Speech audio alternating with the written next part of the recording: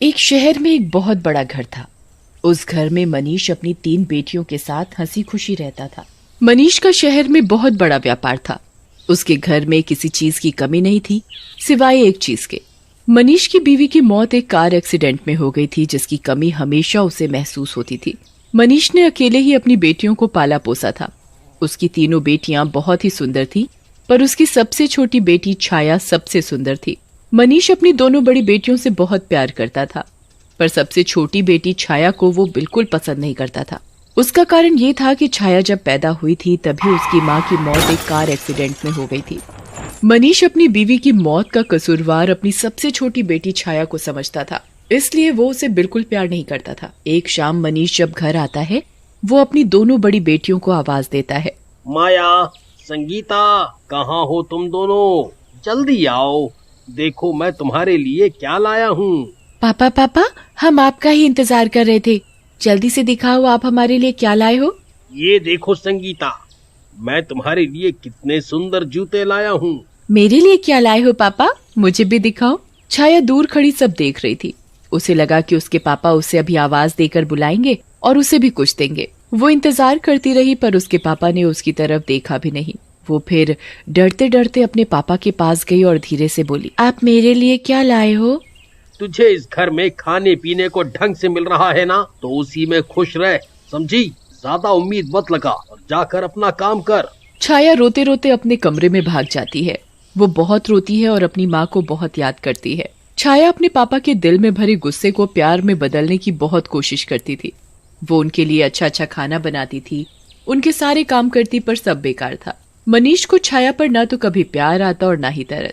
एक दिन मनीष अपनी बेटियों के साथ बैठकर नाश्ता कर रहा होता है। मैं कुछ दिनों के लिए बाहर काम से जा रहा हूँ, तुम अपना ध्यान रखना और अच्छे से घर में रहना। आप कहाँ जा रहे हो पापा? क्या हम आपके साथ नहीं चल सकते? नहीं बेटा, दरअसल वहाँ आसपास काजीरंगा नाम का जंगल है, तो तुम्हें वहाँ ले जाना ठीक नहीं है।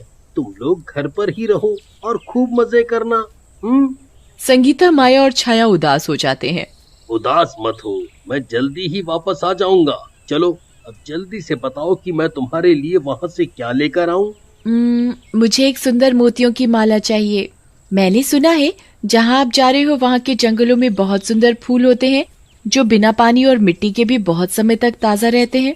मुझे वो फूल चाहिए। छाया इंतजार कर रही होती है कि उसके पापा उससे भी पूछेंगे, पर ऐसा नहीं होता। सब नाश्ता करके हट जाते हैं और मनीष अपने जाने की तैयारियों में लग जाता है। छाया मनीष का सारा जरूरी सामान बांध देती है। मनीष अगली ही सुबह निकल जाता है। एक दिन के लंबे सफर के बाद मनीष होटल में पहुंच जाता है, जहां उसने अपने लिए एक कमरा बुक किया हुआ होता है। मनीष कुछ दिन वहीं रहता है और अपने सारे काम खत्म कर लेता है। उसके बाद वो अपनी सबसे बड़ी बेटी के लिए एक सुंदर सी मोतियों की माला खरीदता है। माला खरीदने के बाद मनीष सीधा जंगल की ओर निकल जाता है। वो माया के बताए फूलों को बहुत ढूंढता है, पर वो उसे कहीं नहीं मिलते। फूल ढूंढते ढूंढते वो जंगल के बहुत अंदर पहुंच जाता है। अचानक उसे एक बहुत सुंदर और अलग सा घर दिखाई देता है। मनीष धीरे धीरे उस घर की तरफ बढ़ता है। उसकी नजर अचानक से उस घर के बगीचे पर पड़ती है, जिसमें माया के बताए हुए फूल लगे हुए थे। मनीष उन फूलों को देखकर बहुत खुश हो जाता है। आखिर वो खुश हो भी क्यों ना, वो शाम से उन फूलों को ढूंढ रहा था। अब मनीष बिल्कुल भी वक्त बर्बाद न करते हुए उन फूलों को तोड़ लेता है और अपने ठेले में भरने लगता है। फूल तोड़ते ही मनीष को बहुत अजीब सा महसूस होता है। आसपास बहुत तेज हवा चलने लगती है और अजीब सी आवाज भी सुनाई देने लगती है। मनीष बहुत ही डर जाता है। वो जल्दी से वहां से भागने लगता है, पर वो अचानक किसी से टकरा जाता है। मनीष गर्दन उठाकर ऊपर देखता है तो उसकी आंखें फटी की फटी रह जाती हैं। उसके सामने एक बहुत खतरनाक भूत खड़ा होता है। भूत, भूत, मुझे जाने दो, मुझे जाने दो। ऐसे कैसे जाने दूं? तेरी हिम्मत कैसे हुई मेरे बगीचे से फूल तोड़ने की? अब मैं तुझे जिंदा नहीं छोड़ूंगा। भूत मनीष की गर्दन पकड़ लेता है और उसे मारने ही वाला होता है कि तभी मनीष रोने लगता है। मुझे जाने दो, मेरी 3 बेटियां हैं, वो मेरा घर पर इंतजार कर रही होंगी। उनका इस दुनिया में मेरे सिवा कोई भी नहीं है। उनकी माँ भी बहुत सालों पहले मर गई। तू मुझे पहले ये बता कि तूने मेरे बगीचे से फूल क्यों तोड़े। मेरा बगीचा और उसमें लगा फूल मुझे जान से भी ज्यादा प्यारा है। मुझे माफ कर दो, मुझे नहीं पता था, मुझसे बहुत बड़ी गलती हो गई। दरअसल मेरी बेटी ने इन फूलों का जिक्र किया था और उसी ने इन फूलों को लाने के लिए बोला था। कहाँ है तेरी बेटी? क्या नाम है उसका? मैं उसे जिंदा नहीं छोड़ूंगा। अब मुझे अपनी बेटी को ला कर दे, वरना मैं तेरी जान ले लूंगा। मनीष को कुछ समझ में नहीं आ रहा था कि वो क्या करे। उसे तो अपनी दोनों बड़ी बेटियां और अपनी जान बहुत प्यारी थी। उसे कुछ भी समझ में नहीं आ रहा था। अचानक उसे एक तरकीब सूझती है। वो सोचता है क्यों ना माया की जगह छाया का नाम उस भूत को बता दिया जाए, ताकि वो भूत माया की जगह छाया को खा जाए और हमेशा के लिए छाया की जिम्मेदारी उसके सर से दूर हो जाए। मनीष माया की जगह छाया का नाम उस भूत को बता देता है। जल्द से जल्द छाया को मेरे पास लेकर आ, वरना मैं तुझे जान से मार दूंगा। मुझे बस कल तक की मोहलत दो, मैं छाया को लेकर यहाँ आऊंगा। अगर तूने कोई भी चालाकी की तो ये अंगूठी तेरी जान ले लेगी, इसलिए बिना सोचे अपनी छाया को मेरे पास लेकर आ। मनीष जल्दी से अपने घर जाता है। संगीता, माया, छाया, कहाँ हो? तीनों दौड़ती हुई मनीष के पास आती हैं। इस बार मनीष संगीता और माया की जगह छाया को गले लगा लेता है। दरअसल ये सब उसकी चाल थी, ताकि वो छाया को बहला फुसलाकर उस जंगल में ले जाकर उस जंगल में छोड़ सके। छाया बहुत खुश हो जाती है। उसके पापा ने उसे पहली बार गले लगाया होता है। बेटी छाया, तुम्हें मेरे साथ अभी कहीं चलना होगा। कहाँ पापा? वो मैं तुम्हें अभी नहीं बता सकता। छाया बिना कोई सवाल किए अपने पापा के साथ चल पड़ती है। छाया पूरे रास्ते सोचती रहती है कि आखिर उसके पापा उसे कहाँ लेकर जा रहे हैं, पर डांट के डर से पूछने की हिम्मत नहीं कर पाती। मनीष छाया को जंगल में लेकर जाता है और छाया भी बिना कोई सवाल किए अपने पापा के साथ चलती रहती है। कुछ देर बाद वो भूत के घर पहुंच जाते हैं। मनीष छाया को उस घर के अंदर ले जाता है।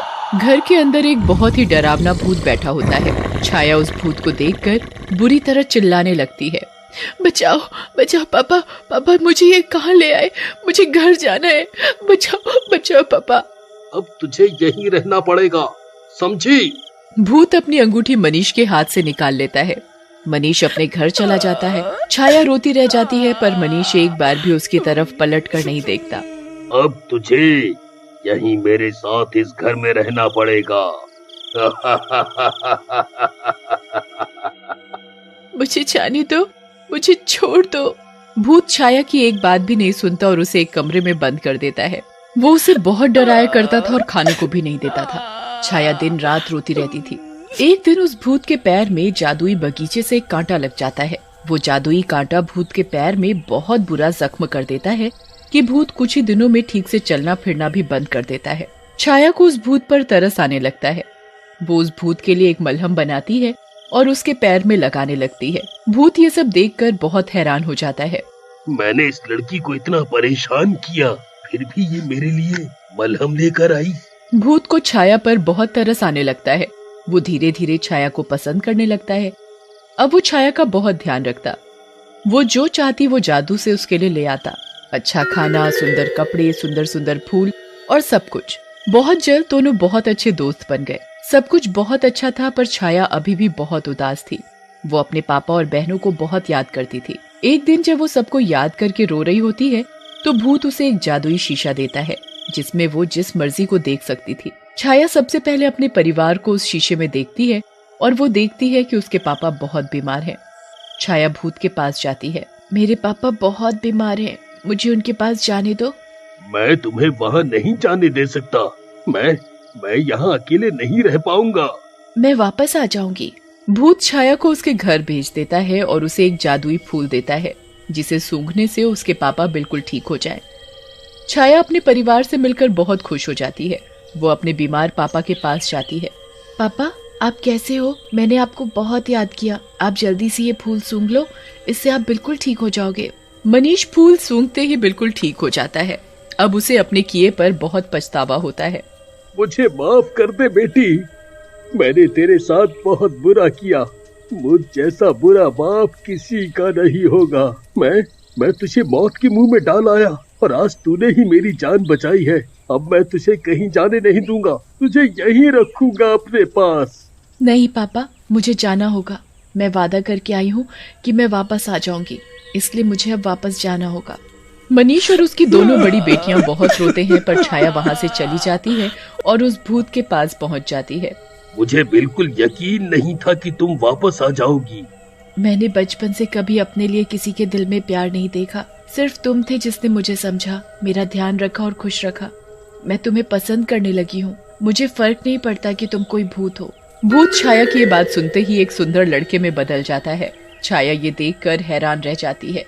तुम तो भूत थे, तुम कैसे बदल गए? दरअसल मैं भी तुम्हारी तरह एक साधारण इंसान हूँ और मेरा नाम गौरव है। एक दिन मैं इस जंगल में भटक गया।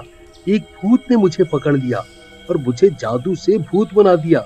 मेरा दिल भी भूतों की तरह कठोर हो गया था, पर धीरे धीरे तुम्हारी वजह से मैं बदलने लगा और लगता है आज तुम्हारी वजह से ही उस जादू का असर मेरे ऊपर से खत्म हो गया, क्योंकि उस भूत ने कहा था कि कोई सच्चे और अच्छे दिल वाली लड़की ही तुझे तेरे असली रूप में ला सकती है।